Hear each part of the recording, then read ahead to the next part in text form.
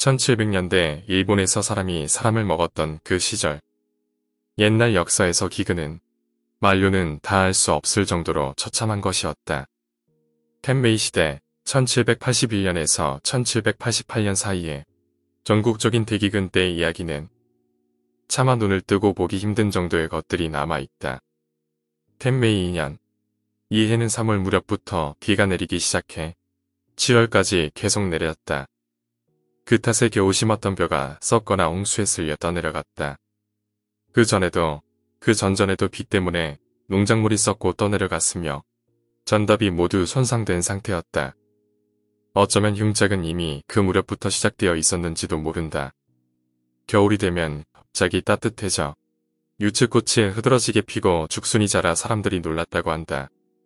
하지만 그것도 잠시여서 해가 바뀌자 갑자기 추워져 그 추위는 심지어 여름까지 이어졌다. 치오른 태양이 뜨겁게 내리쬐어 지옥 같은 더위가 계속되었다. 사람들은 무엇인가 이상한 징조가 일어나고 있다는 것을 느끼고 겁에 질리기 시작했다. 그리고 그 예감은 맞아들었다.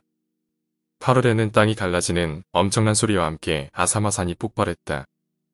용암은 마을에 흘러내려 사망자의 수는 셀 수가 없을 정도였다. 화산재 때문에 강의 흐름이 바뀌었다는 이야기가 있을 정도의 엄청난 화산 폭발이었다. 그리고 끝없이 비가 내리기 시작했다. 농작물은 썩고 열매는 제대로 익지도 못한 채 나무에서 떨어졌다. 그럼에도 사람들은 손바닥만큼의 땅에서라도 농작물을 수확하려 했지만 그것을 비웃듯 엄청난 서리가 내렸다. 사람들은 혼이 빠져 모든 것을 포기했다. 굶주림이 찾아온다.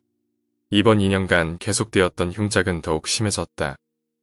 온갖 식물의 뿌리는 다 캐먹고 짚을 갈아 가루로 먹어가며 사람들은 연명했다.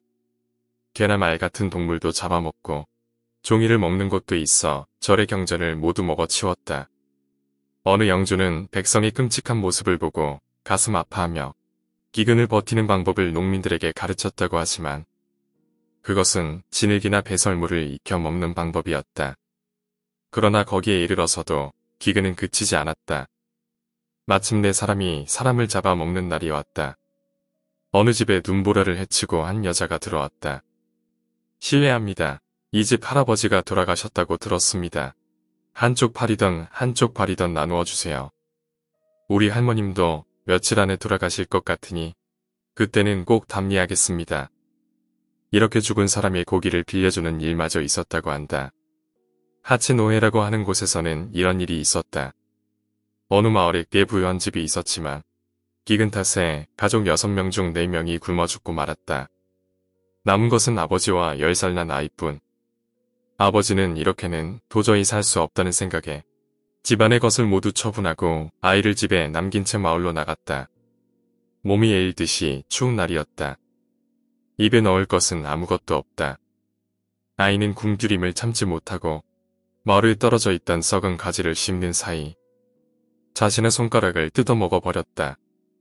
아버지가 돌아왔을 때는 아이는 피투성이가 되어 울면서 자신의 손가락을 먹고 있었다. 뭐라 할 수 없는 감정의 아버지는 눈물조차 흘리지 않고 멍하니 서 있었다. 그리고 재빨리 사온 음식을 아이에게 배부르게 먹였다.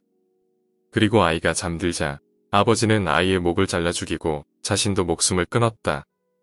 그런데 다른 지방으로 시집을 갔던 딸이 아버지와 남동생이 걱정돼 친정에 왔다. 하지만 있는 것은 2사람의 시체뿐이었다. 그녀는 울면서 남편에게 가서 말했다. 그러자 남편은 우리도 언제 죽을지 모르는 몸이다. 장례식을 치러줄 수도 없으니 집에 불을 지르고 와라. 개한테 뜯어 먹히는 것보다는 낫겠지. 라고 말했다. 그리하여 여자는 집으로 돌아갔다. 그리고 불을 피우려 했지만 2사람의 시체를 보는 사이 배고픔을 참을 수가 없어 난로의 불에 시체의 한쪽 팔을 구워 보았다. 그리고 여자는 2사람을 모두 먹어치웠다. 굶주림을 채우자 더 이상 부모도 형제도 없었다. 여자는 정신을 놓고 나중에 찾아온 남편과 자신의 아이도 죽여 그것마저 먹었다. 여자는 더 이상 인간이 아니었다. 팔과 다리는 붉어지고 눈의 색도 이상하게 빛났다.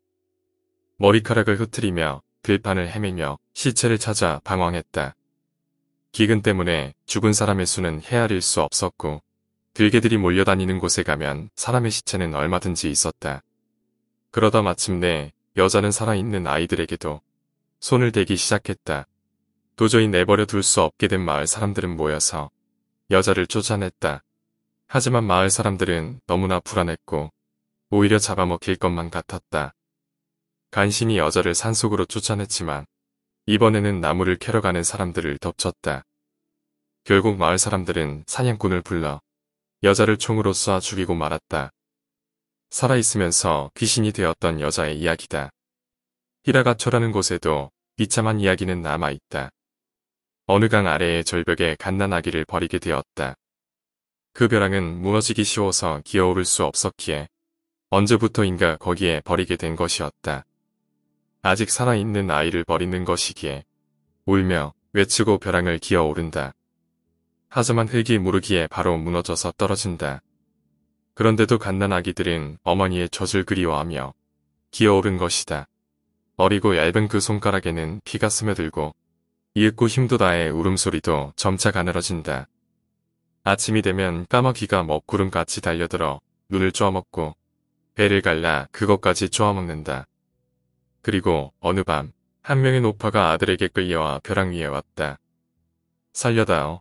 이제 다시는 뭘 먹고 싶다고 말하지 않을게. 노파는 울부짖었지만 아들은 듣지 않는다. 그리고 비정하게도 울부짖는 노파를 벼랑 아래로 밀어 떨어뜨렸다. 강가에 굴러떨어진 노파는 한동안 숨을 쉴 수가 없었지만 간신히 근처를 둘러보고 몸을 떨었다. 보이는 것은 갓난아기의 백골과 썩어가는 갓난아기의 시체, 그리고 까마귀가 먹다 버린 시체뿐. 그리고 아직 숨이 붙어있는 갓난아기의 흐느낌까지. 완전히 지옥이었다. 나는 죽고 싶지 않아 라고 말하며 노파는 흙을 잡고 올라가려다 깨달았다. 자신이 잡은 것은 끊어진 갓난아기의 다리였다. 아마 까마귀가 먹다 흘린 것이거나 떨어지다가 잘려나간 갓난아기의 다리일 것이다. 내던지려다 노파는 손을 멈췄다. 그리고 천천히 그것을 자신의 입으로 가지고 간다. 정신을 차렸을 때는 뼈만 남은 다리를 쪽쪽 빨고 있었다. 그 이후로 노파는 버려진 아이를 먹으며 목숨을 이어나갔다.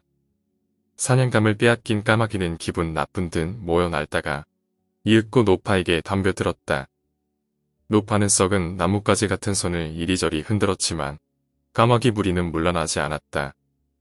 노파는 일어서서 새를 내쫓으려 했다. 하지만 갓난아이의 뼈에 발이 미끄러져 넘어지고 만다. 그 순간 까마귀들은 그것을 신호로 한 것 같이 노파를 쪼기 시작했다. 눈을 찌르고 옷을 찢었다.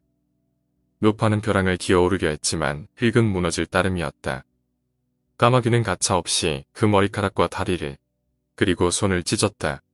이윽고 까마귀들이 날아오른 뒤 남아있는 것은 노파의 백골뿐이었다. 그 이후로 강의 이름은 풍천이 되었다. 기근이 끝나고도 그곳에서는 밤마다 갓난아기가 흐느껴 우는 소리나 노파의 비통한 절규가 밤바람에 섞여 들려왔다고 한다. 오늘 이야기는 여기까지입니다. 오늘 이야기가 재미있으셨다면 구독과 좋아요, 댓글 부탁드립니다. 댓글은 저에게 큰 힘이 됩니다. 감사합니다.